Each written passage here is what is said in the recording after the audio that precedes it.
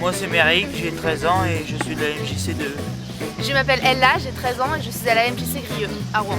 Je suis Océane, j'ai 12 ans, je suis à la MJC de E. Je m'appelle Pierre, j'ai 18 ans et je viens de la MJC Brieux à Rouen. Je suis Monia, je suis de la MJC de E. Nordine, j'ai 15 ans et je viens de la MJC Grieux. Je suis Joanito, je suis à la MJC de E et j'ai 13 ans. Les jeunes européens, nos points communs. Ouais. C'est quoi les gars?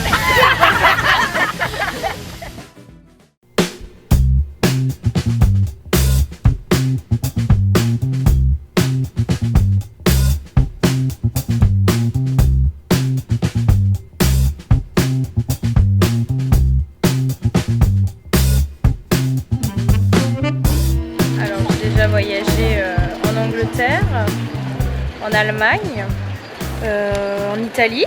On avait une histoire en commun depuis des centaines d'années maintenant. On a décidé, surtout après la Deuxième Guerre mondiale, qu'on ne voulait plus jamais de guerre. Donc, conditions historiques et économiques nous ont poussé à nous unir, on va dire. Moi j'ai fait un master, j'ai fait pas mal d'études. Tous les ans je vais à peu près dans un ou deux pays européens. Donc là dernièrement je suis allé en Italie, je suis allé à Rome. Donc vu que je parle assez bien l'anglais, j'ai pas trop eu de problème alors que je parle pas du tout italien. Pour vous, l'Europe, c'est quoi? Donc l'Europe dans le monde de base c'est un continent qui regroupe donc plusieurs pays et après ça a permis de relier plusieurs pays entre eux, notamment grâce à l'euro, la monnaie. Pour moi l'Europe c'est déjà tout l'espace européen avec aussi la zone euro, donc les 25 ou 27 maintenant, 27 pays. Voilà, donc avec le Parlement européen à Bruxelles, enfin le Parlement à Strasbourg et aussi toutes les décisions qui se passent à Bruxelles. Et ça a permis d'imposer une certaine puissance dans le monde face à l'Amérique, ce genre de choses. Donc pour moi l'Europe c'est un regroupement vraiment de pays de puissance qui ont essayé de faire qu'un entre guillemets. Puis on a des cultures qui sont quand même relativement proches. Puis des intérêts aussi économiques. C'est vrai que je me sens plus français quand même. On n'a pas tellement d'atomes crochus entre Européens qui ferait qu'on a une unité, enfin une sorte d'identité européenne. On n'a pas trop ça. On est d'abord français, mais c'est bien d'être aussi et de penser être européen.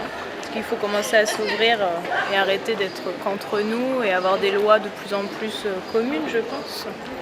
À l'heure actuelle, vous sentez-vous plus européen ou français et pourquoi? Plus d'Européens. Et pourquoi parce qu'il me semble qu'à l'heure actuelle, on a plus à gagner à être un grand ensemble de plusieurs anciens États. Alors moi je me sens pas mal européen parce que du coup j'ai beaucoup voyagé et j'ai fait mes études aussi avec des gens qui venaient de plein de pays européens différents et à parler beaucoup anglais, donc moi je me sens autant français qu'européen en fait.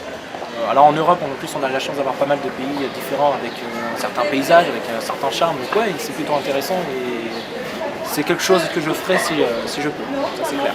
Moi j'ai voyagé en Espagne, en Angleterre aussi. Et non, j'ai pas rencontré trop de difficultés justement parce que. Bon, après, je sais pas si c'est des pays. L'Angleterre, ça me ressemble quand même un petit peu. Moi, j'ai apprécié et je trouve que justement, c'est facile de communiquer déjà parce que j'avais pas changé les monnaies. Et je pense que partout à travers l'Europe, si on maîtrise à peu près l'anglais, ça se passe assez bien. Et vu que c'est la même monnaie, à part en Angleterre, pour les échanges, c'est vraiment très facile, quoi. Et pour se retrouver pour les prix, c'est vraiment très bien.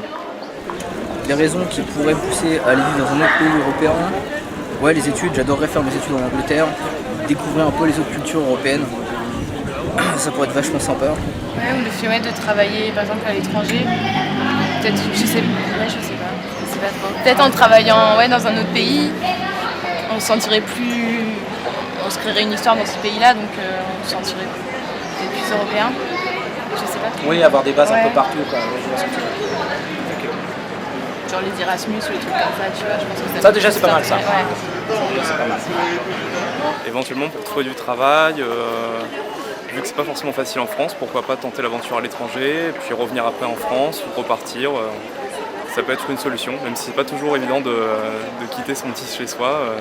C'est toujours très intéressant par contre de partir dans un pays et puis de revenir enrichi avec cette expérience-là. On découvre vraiment beaucoup de choses en fait à chaque fois qu'on repart. On va faire plus d'Erasmus, plus de choses comme ça. Parce qu'au final, la plupart des gens ils vont pas tellement dans les autres pays européens. Genre, je sais pas, mes parents ils sont pratiquement jamais sortis de France par exemple. Je pense qu'on va faire plus d'échanges scolaires et plus d'apprentissage des langues aussi, je pense. On ne voit pas forcément ce que nous donne la politique européenne en fait, au quotidien, même si on voit des fois qu'il y a des financements de l'Europe pour financer tel ou tel projet locaux. Mais c'est vrai qu'on voit plus encore avec un président de la République qui est français, un Sénat, un Parlement français, on ne voit pas vraiment le pouvoir de l'Europe en fait sur notre vie quotidienne.